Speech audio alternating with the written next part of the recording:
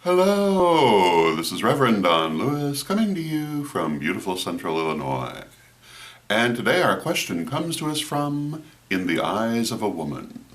And In the Eyes of a Woman says that she has been using sage for cleansing for many years, but has come to feel conflicted about this because she knows that some people regard it as cultural misappropriation. And she would like my take on this. And my answer to this is that I have two comments to make, which you should listen to both because they are independent of one another. The first one is that I reject out of hand the idea of cultural misappropriation. I think it's an extremely bad way of looking at things. In the natural course of living, we share our lifestyles, we share our cultures, and all cultures that have existed have always blurred at the edges. Whenever two cultures have been next to each other, they have exchanged customs and ideas, and there really should not be any problem with this. It is a natural part of life. And I think it is not only a bad idea to try to prevent this, but is also a self-defeating idea for any two peoples who want to get along. Secondly, I want to say that the idea of using the smoke of incense for cleansing is pretty much universal on this planet.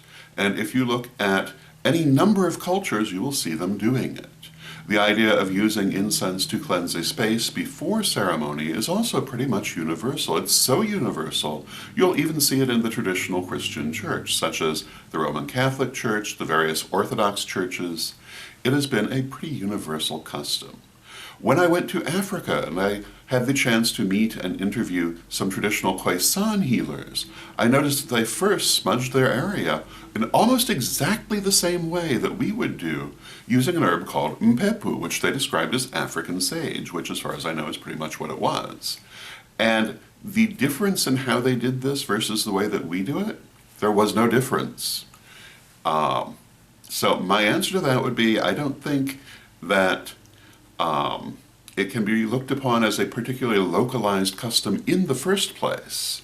It has been pretty universal, very, very widespread.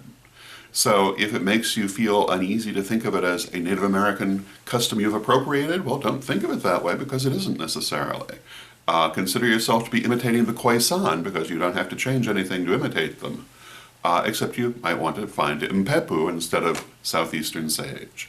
Most people I know don't actually use southeastern sage anyway. A wide range of different sages are used. I've also seen combinations of sages which really have nothing to do with Native American practice, and sage in European tradition has pretty much the same meaning of cleansing and releasing. So those are my takes on it. Some people will love it, some people will hate it, and that's okay. I hope you find it interesting, and until next time, may you blessed be. Hello, this is Reverend Don Lewis coming to you from beautiful Chicago. And did you know that I have been a professional psychic for more than 30 years? I offer a variety of specialties including clairvoyance, tarot, and past lives, either in person or by phone or even by email. So if you'd like to have a reading with me, you can set one up at witchschoolstore.com.